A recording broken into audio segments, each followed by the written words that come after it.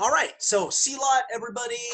Thank you for joining me Wednesday, June 24th. As per usual, we'll acknowledge all the different martial arts that influence us. Chinese, Filipino, Thai, Indonesian, French and Dog Brothers, Japanese. All right, and right at the beginning of this clip, I just want to make you all aware tomorrow's special session, 7 to 9 p.m. Eastern, all Silat. We're going to do an hour of Silat conditioning. Then we're going to spend an hour on comprehensive Kembangan. And today is going to be really focused on comprehensive Kembangan. Again, something that I just kind of, I wouldn't want to say discovered, but kind of really realized the importance of in recording the final levels of Silat. Okay, so I'm going to bring Simo Jean in today as much as possible. And where are you going to be? Sorry, everybody. You going to be over there? Okay, yeah, I'm going to bring Simo Jean in a few minutes here. And let's get started with this. So left lead, whatever hands you want into technique one. Go for it.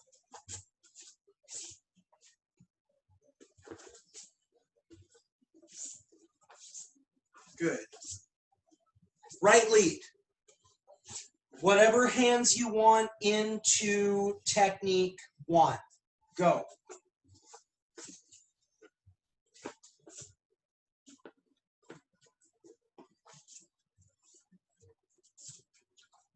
Good. Now let me make a little point, all right? And remember what I always say.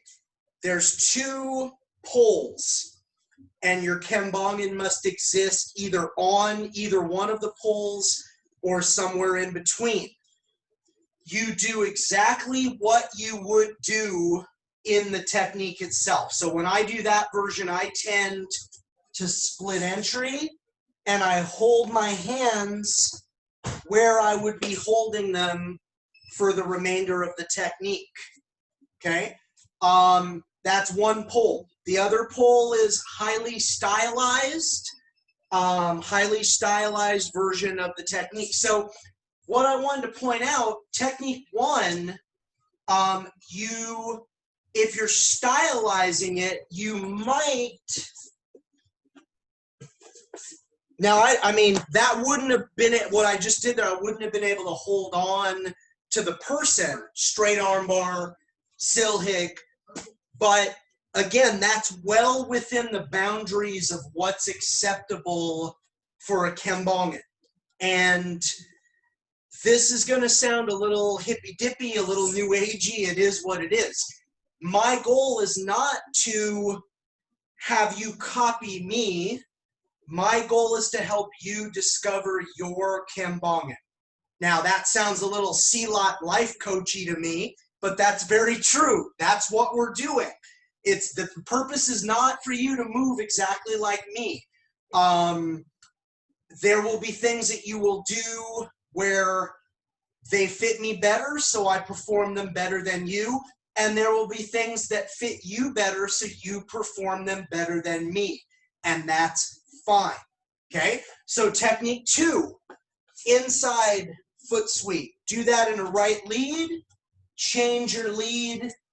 I'm sorry, do that in one lead and then change your lead and do it in the other lead. Doing both leads, better way of saying it. Okay. So that's inside foot sweep, right? That's the one usually you're anchored and then you're ankle to ankle, right?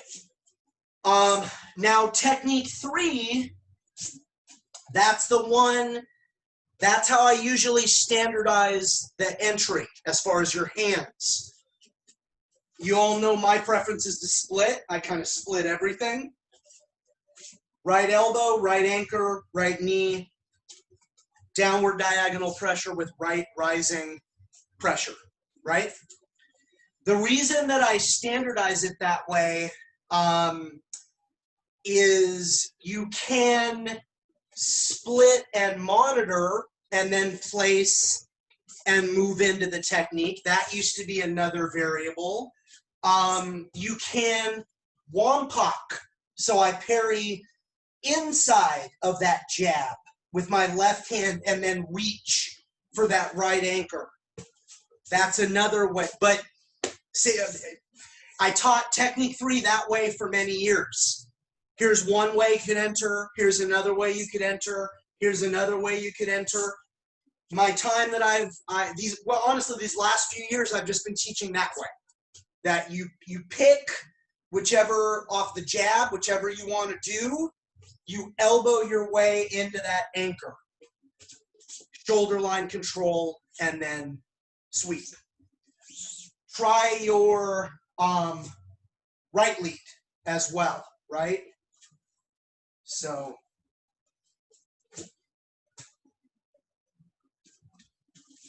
good. Very cool. Okay, technique 4 is where we leg sweep behind them. Try that in both leads. Right? You're stepping behind them and doing your silhig behind their body. It's got a clothesline-ish, kind of a, almost like an arimi nagi from Aikido type of a vibe. And again, because I'm trying to increase your overall Silat IQ, so I want you to understand these concepts. Technically, that is an acceptable kembongen for technique 1. Technically, that is an acceptable kembongen for technique 2. Technically, that is an acceptable kembongen for technique 3, and that is an acceptable kembongen for technique 4. Because remember what the focus is. Technique 1, leg sweep in front of the body. Technique 2, inside foot sweep. Your ankle to ankle and inside foot sweep. Technique 3, outside foot sweep.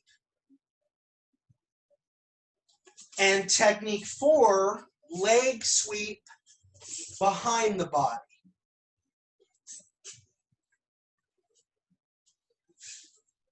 And I showed that to one of my members recently. I reminded them of that, or there was a clip of that.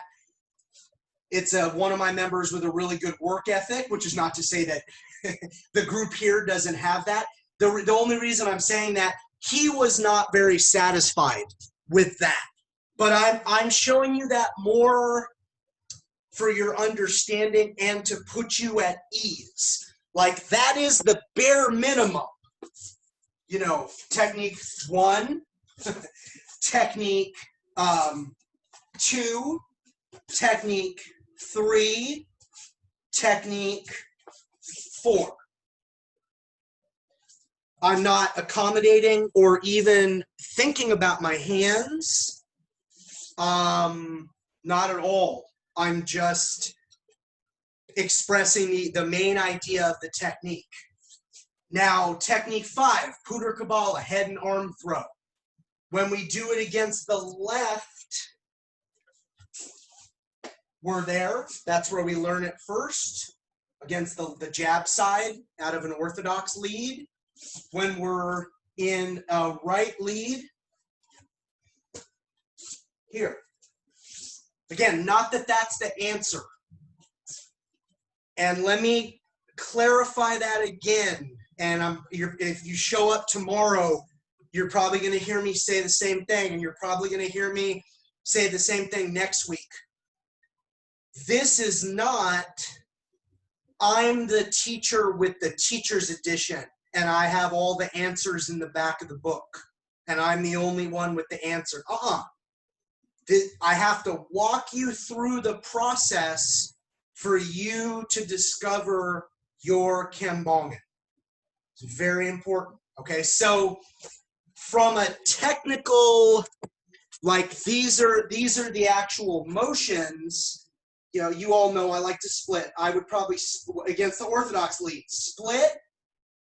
I'm going to open and come into this left elbow to the brachial, left anchor, right underhook, left knee, shoulder line control, lift the arm and throw the head through.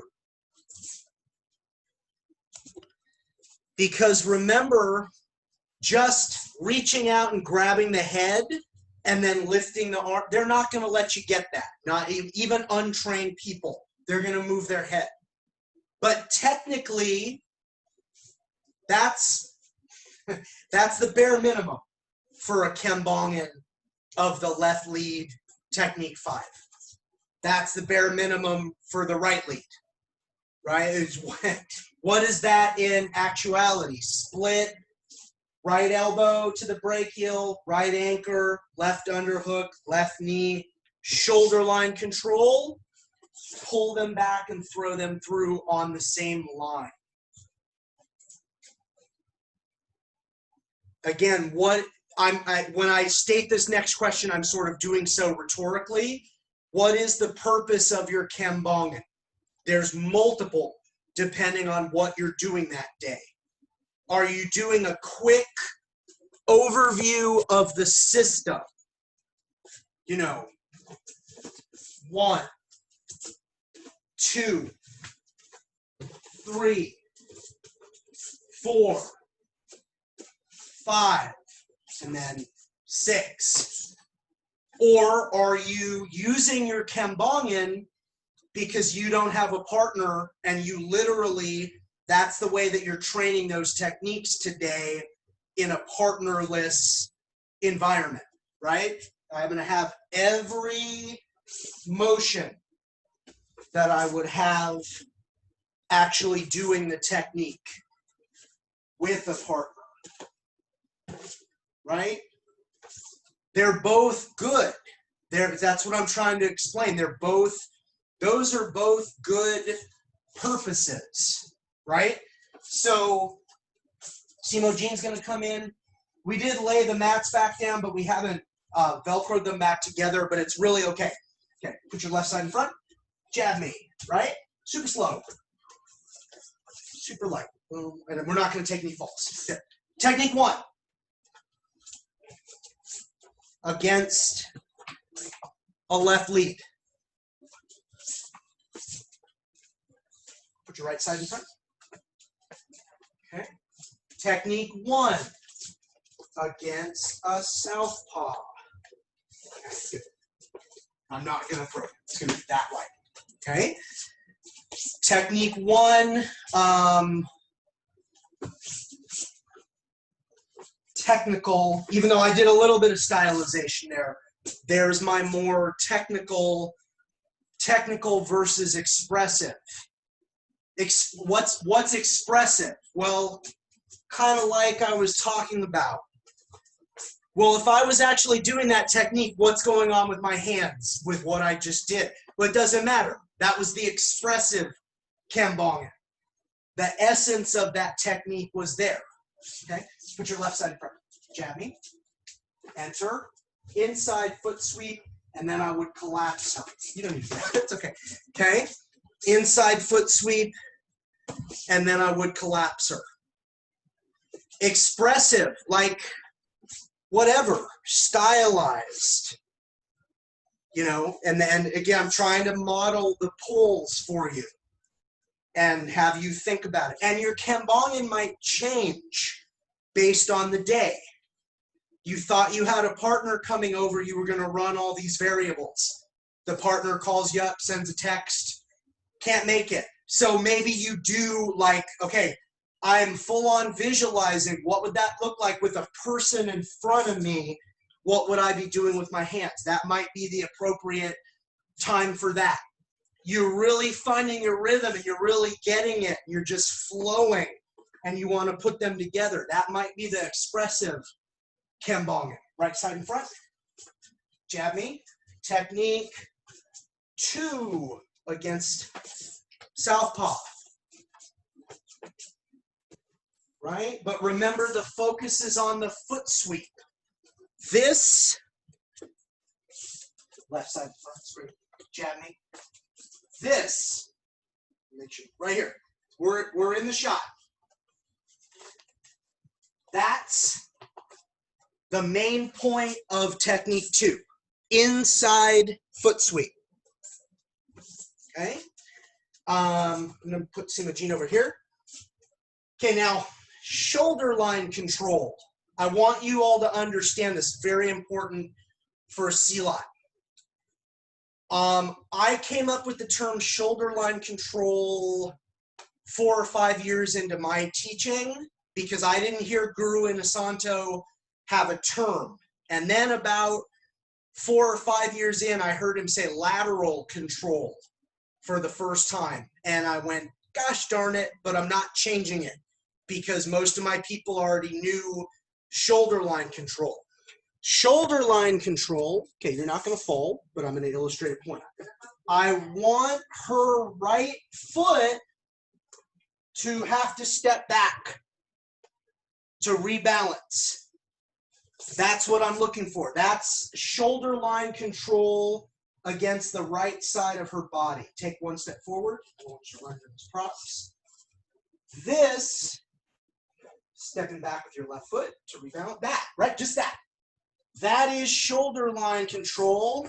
Give you a little better shot here. Okay, come back again. This, bop. See her left foot had to step back. Come back to even lead, okay? And here's shoulder line control against the right side. Her right foot had to step back. Okay, so again, that position, Guru and Asanto calls it lateral control. I call it shoulder line control. Why do I call it shoulder line control? Because when I anchor and I knee, I push down the shoulder line to get that reaction. Okay, so I wasn't trying to show off, nor was I trying to make it confusing. A few years ago, I had 4 or 5 different ways for you to get into technique 3, and I think it just made it awkward. So today, I standardize it, left side in front, jab me, you know, whatever you want here, seriously, whatever you want here, and then open them up, right elbow, right anchor, knee, shoulder line control. From there, you're going to drop the person, okay? And this expression is not mine, so I don't like taking credit for things that aren't mine. I like to give credit where credit is due. Professor Roy Harris, San Diego, California, one of the earliest people, not in the Dirty Dozen, a lot of people mistake that, but very close. One of the earliest people in the United States to get a black belt in Brazilian Jiu-Jitsu. This is his wonderful expression. These techniques all live next door to each other. They live in the same row, okay? If the first technique fails, the first technique's out of milk, you just go down to the next house and somebody will be able to help you. So that's the really awesome part about all these techniques. Left lead, jab me. Oh, here. Step your right foot out of it. I'm so sorry. Go back. I called it wrong. Step your left foot out of that. Great. And we go back to technique 1. And so all these techniques live next door to each other. They all feed one another. You can get what you need from the next technique if the first technique doesn't work for you. Okay? Shoulder line control is essential to technique 3, outside foot sweep, because how are you going to get there? You're going to left lead again. And then move this way so you don't fall off. Jab me. How are you going to get there? You're going to get there by going here. And I know my hand's out of frame. Downward diagonal pressure with my right hand, which is out of frame. Rising diagonal pressure with this foot. Boom. so that you just dump that person. And technique 4, shoulder line control, really isn't all that super important, but technique 5, it's going to be really important. Jab me. Technique 4. Enter. Okay, see, and I'm going light, and I mean, no, she's not resisting me, but there's a lesson there. When you step in on technique 4, come over here. Okay, and left side, right. So maybe I split. The point behind her where there's a keyboard and it's on a stand underneath those posters and the feet may be cut off. I'm imagining touching the top of her fist. Yeah, that. I'm imagining touching the top of her fist to that point on the floor. Yep, that was pretty good, Conrad. So by the time I step in, this is an expression I'll use sometimes about choking, and please pardon me because it's not very refined, but I think I'll make my point. Life should already kind of suck before you go to execute the technique. And in terms of technique 4, we're talking from the perspective of balance. I haven't done my Silhig yet, and frankly, I kind of caught her because I don't want Simo Jean to take this fall. That's without that, right? And we've talked about this before. Step back, even these up. Okay. Yeah, there we go. And this is not required knowledge. Again, I want to give you as much of this information as possible, and then you do what you will with it. So this is not like technique 4A versus 4B. You figure out which version works better for you. More over here. Jab me. Okay.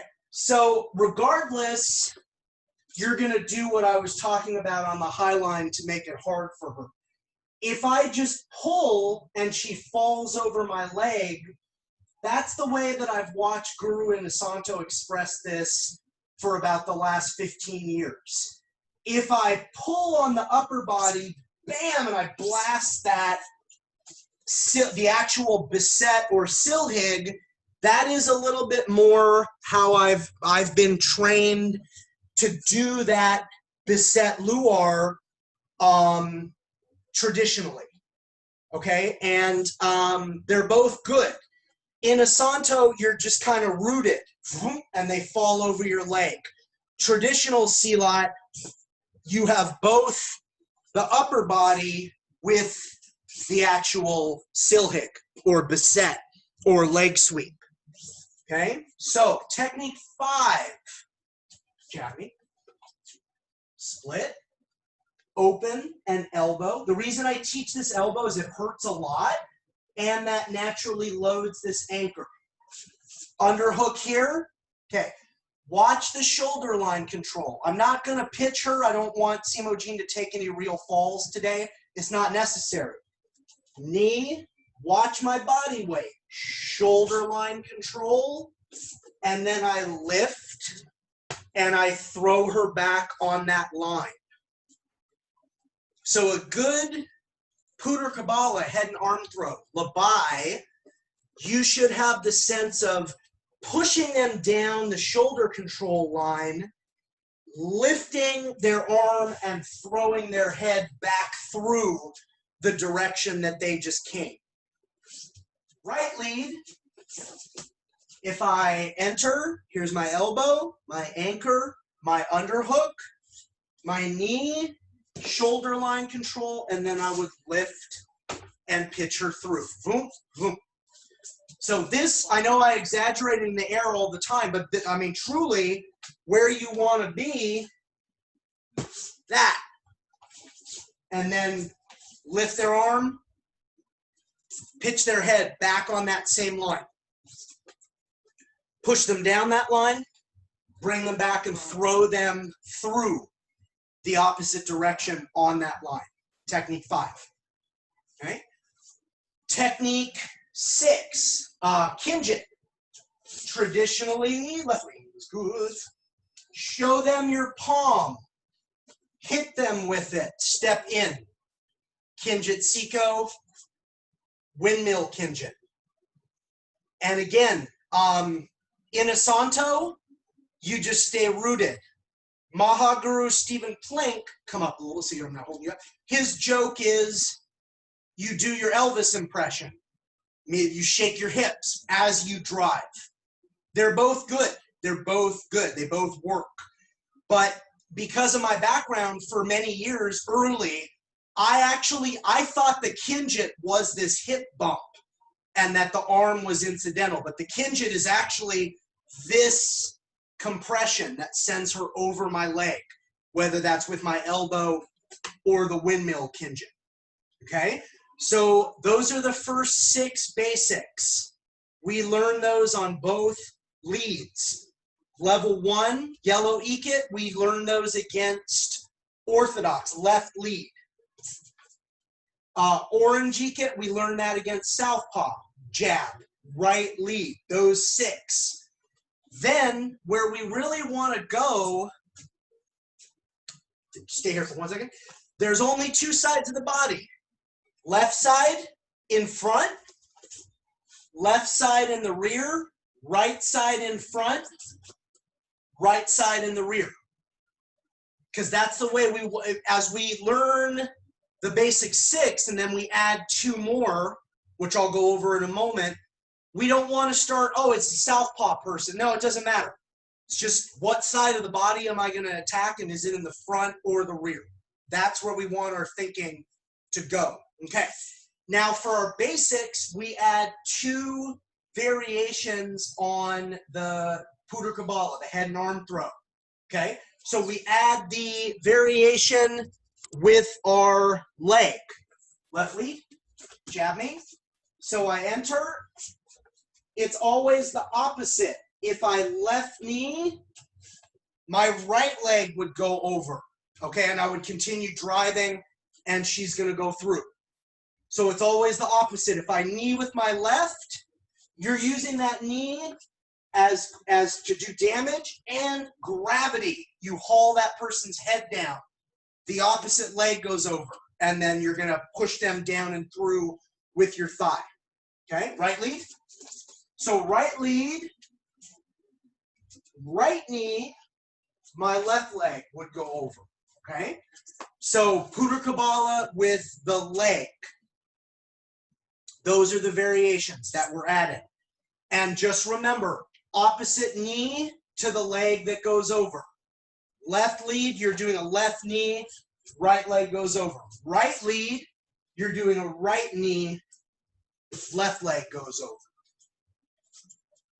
Okay? Then the final variation, Puder Kabbalah with wrap, smash, throw. So the good news on this, everything is the same, except when I shoulder line control, I either face lock or guillotine first, smash into my knee, and then throw the person's head through. Wrap, smash, throw. That's usually the way I coach it. Right lead, jab me. So I enter, wrap, smash, throw. Wrap, smash, throw. The guillotine would be a choke. The face lock is really painful. I'm not going to do that to my wife right now. You have the side of your Coach Abra is on this class. I'll do it to Coach Abra and Coach Dylan tomorrow. I'll tell you one of them. Okay, but you have the side of your hand on the jaw, and you're effectively it's not only the nerve of the jaw, but it's a neck crank. It's really, really painful. Okay, it's one of my favorite Sifu. My first colleague JKD instructor, Sifu Bud Thompson. That's one of his favorite techniques, the face lock. It's really nasty. Okay, but that gives us our basic techniques.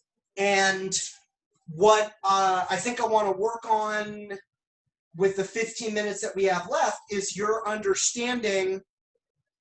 We kind of, a little bit past the halfway mark in the curriculum, we changed the name from basic offense to progressive offense, because we're progressing our ability to find those 8 techniques no matter what. So some of the other modalities, come over all the way over here, in the curriculum,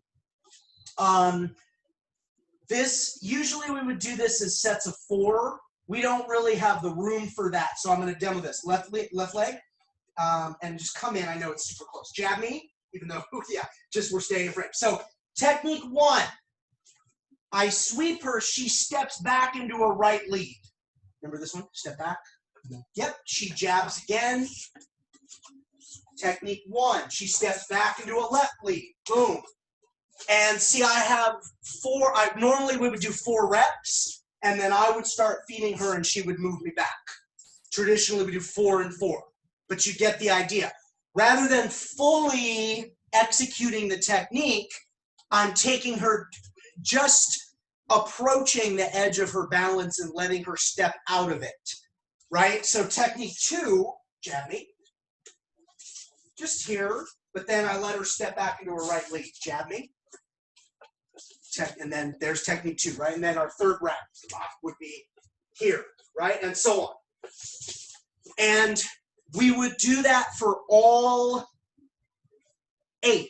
We have 8 basics. The first 4, inside foot, leg sweep in front of the body, inside foot sweep, outside foot sweep, leg sweep behind the body, head and arm throw with your hand, head and arm throw with your leg, head and arm throw where you rack, smash, throw, and then kinjit. Okay? So that's one of the modalities that we explore. The head and arm throw with your leg, you enter, knee, you just go like that, and then you let the person stand up and move back, and then change leads. Right, because if I do it all the way, she's going to take a fall and I can't train the modality of the drill.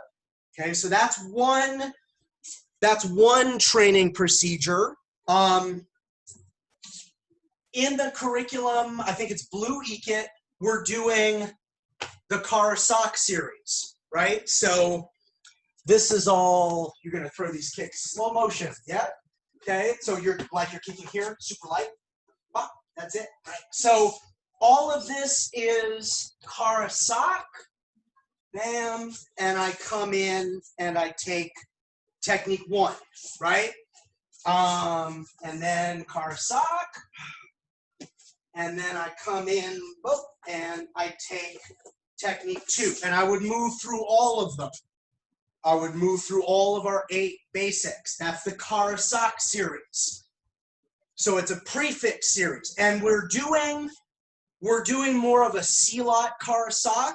I'm not insulting Thai boxing. I'm a Thai boxing instructor. I love Thai boxing. Okay, I got my butt kicked to become a Thai boxing instructor. So it's a great art. But whenever you do the Karasak, because your only other alternative is you're going to eat that kick, that obviously that does damage. You're absorbing some damage on your shin. The Thai boxing, this would actually be legal in Thai boxing. If I have a boxing glove on, slow motion kick, is that I actually punch her right deltoid. Okay, I punch it because punching's legal. You punch as you lift that Karasak to take some of the steam off of that kick. And yeah, clearly your timing's got to be impeccable. But what the idea, again, you're only doing that like, oh shoot, kind of a Karasak if your only other option is to actually eat the kick. Because it depends on who's kicking you. 1 or 2 of those, that's the fight, right? That's your mobility system. You're done. Here, we're doing a sungap, right? To the eyes or the throat. Because we don't want that person to actually connect. And I'm not going to really sungap my wife in the eyes or the throat. That's what we're trying to do here. Okay? For training, you can touch the sternum.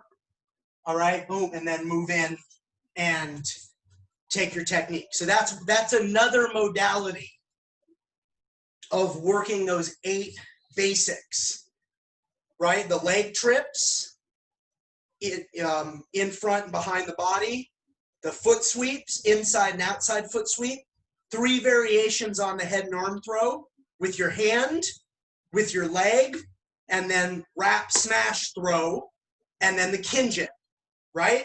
So all about upping your Silat IQ with those basics. Are those basics the sum total of everything there is to know about Silat? Absolutely not. Do you put yourself in an incredibly excellent position, though, if you know those 8 basics in both leads and you have a ton of different ways to get in and out of them? Yes, absolutely. All right, because again, I know I've told this bedtime story before. Stay here, though, real quick. In the 80s, the emergent American Silat community, a lot of which owes a big debt of gratitude to Guru and Asanto, they did everything out of a right lead. They were doing their jurus with this. We used to call it taking your pulse. We don't do this anymore. Mahaguru Steve changed it in 2017. I can't even do it I did it this way for over 10 years, 10, 12. I can't do it this way anymore. But my point, that would be the feed. Right hand straight punch from the taking your pulse position. And the American Silat community in the 80s, they knew 1,000,001 techniques from that. The minute that you got in an orthodox lead and flicked the jab out, forget it. We can't. So they could only fight Silat against other Silat. We don't want to be like that. We want to be able to use whatever of this material appeals to us off of traditional attacks. That's kind of the genius of the Mathalindo progression, okay?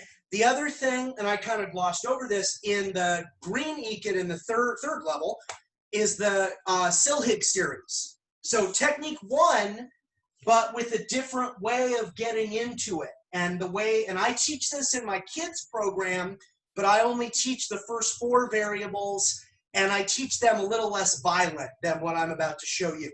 But the way that I start everybody for this, just stand there, no lead, bicep grab, headbutt, slide the left hand down to the wrist, underhook with the right hand, turn, break the person's balance, execute the first technique. Okay? Baset Dalam, Silhig. Bicep grab, headbutt, slide the left hand down, underhook with the right, turn so you're facing the same direction as the person, but standing in front of them, haul them into the hunched over position with your anchors, execute the technique, right? So look at it one more time. Bicep grab, headbutt, slide the left, underhook the right, turn and break the balance, execute the technique, right? So when we understand that, bicep grab, headbutt is the link up. Okay, so what does the Silhig series look like? Well, it's really the entries. Left lead. Okay, this one's not really gonna amaze you because you've been doing that off the jab forever. That's off the jab. Jab, cross. I pick my favorite and I come into that same bicep grab headbutt. Bicep grab headbutt is the link. That's how I'm successfully able to teach this to a bunch of people. Now, jab, cross, hook in my super slow. In my kids programs, they just ride this, boom, and then bicep grab headbutt and you're in. In the adult program, slow, whatever you want on the jab, whatever you want on the cross, tight cover while you literally bury your left thumb in their throat. And then you can overhook this and take technique 1. Okay, so that's off jab, cross, hook. Jab, cross, body hook's almost the same. Whatever you want here, whatever you want here. Low ride while I bury this left thumb into the throat, and then I can either bicep grab or I can just overhook on those and come into technique. Okay, this is the Silhig series. So this is a suffix series. The ending is always the same. It always ends with technique 1. We're going to do this super slow for you. You are gently and slowly, you're trying to kick me with your shin on the inside. Yeah. Oh, that's it. Okay. So lead kick low. Do that again. Slow. I jam. Boom. And I'm in. And I come in and take my throw. Okay. So that's lead kick low. Rear kick low. We were just talking about it. Go right. Low is the Karasak. Boom. And then you're in. Bicep grab headbutt. I'm not even going to show the rest of the technique. Lead kick midline. Sandwich destruction. Sorry. And then I come in and bicep grab headbutt. And then there's another counter to the rear kick midline and another counter to the first Thai 4 count. They all lead to bicep grab headbutt. And then you're in to technique 1. That's the Silhig series.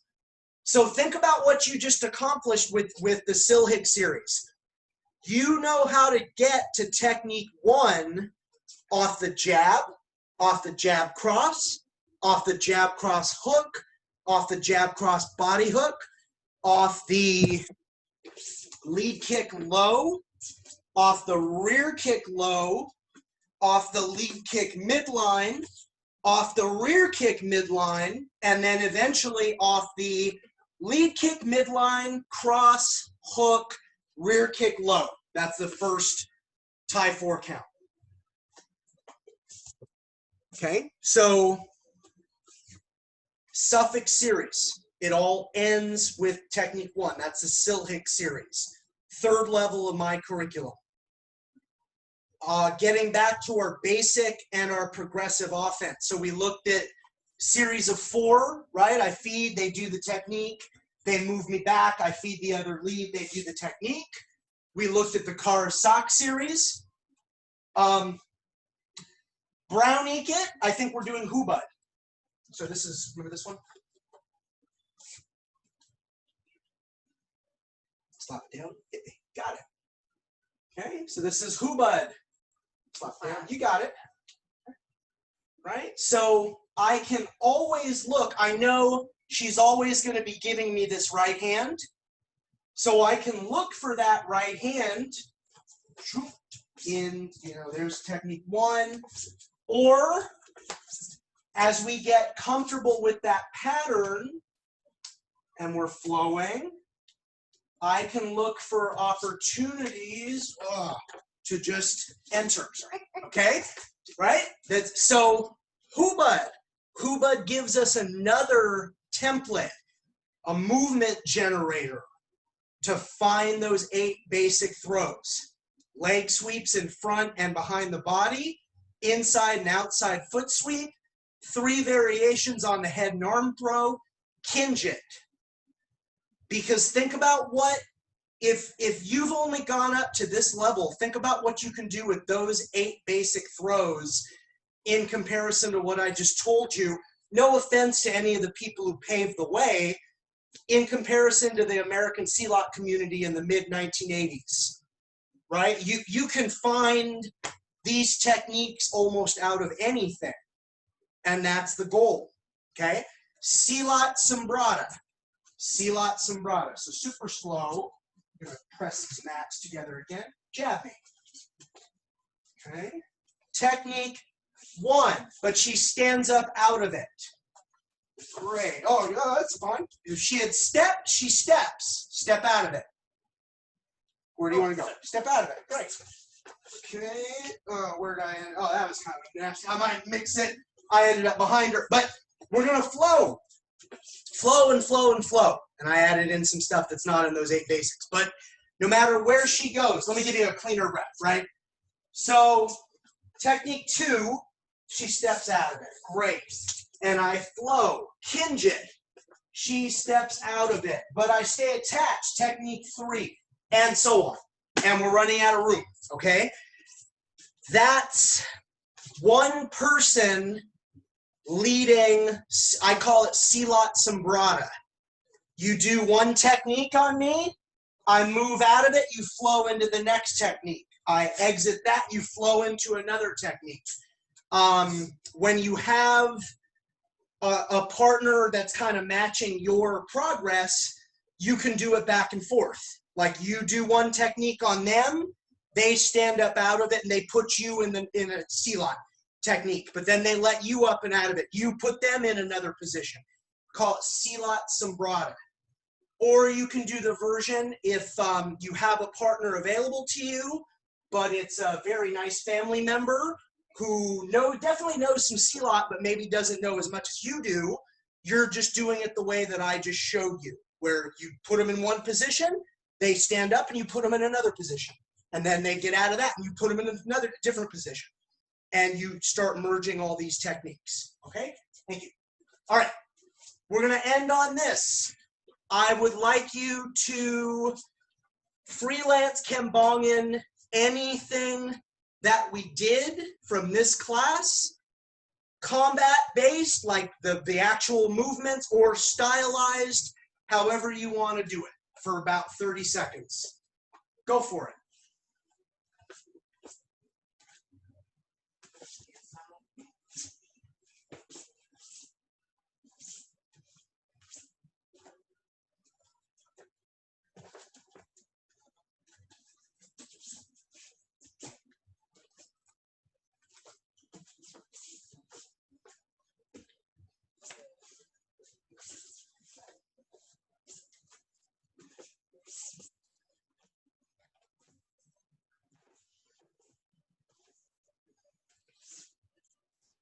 Time.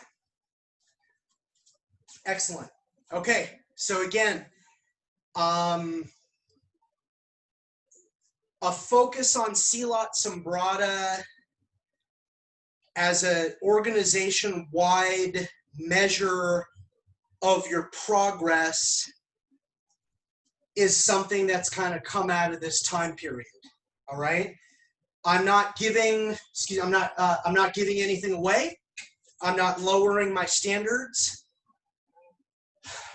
In a few different Silat progressions that I've encountered, the Kembangin is one of the highest forms of Silat expression. So as an organization, we're going to keep working on that. And I'll end on this. The more proficient you become at your Kembangin, the less you should spend time in the headspace of, is this right?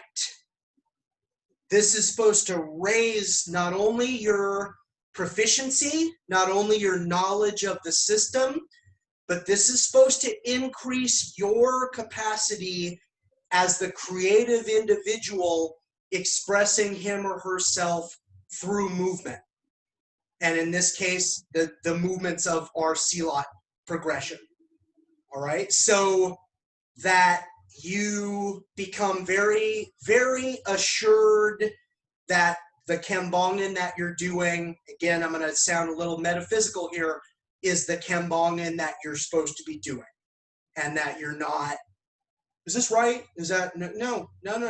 Okay, we want to eliminate, and we want to dwell in a headspace of you expressing yourself through movements that you feel very connected to and very proficient in.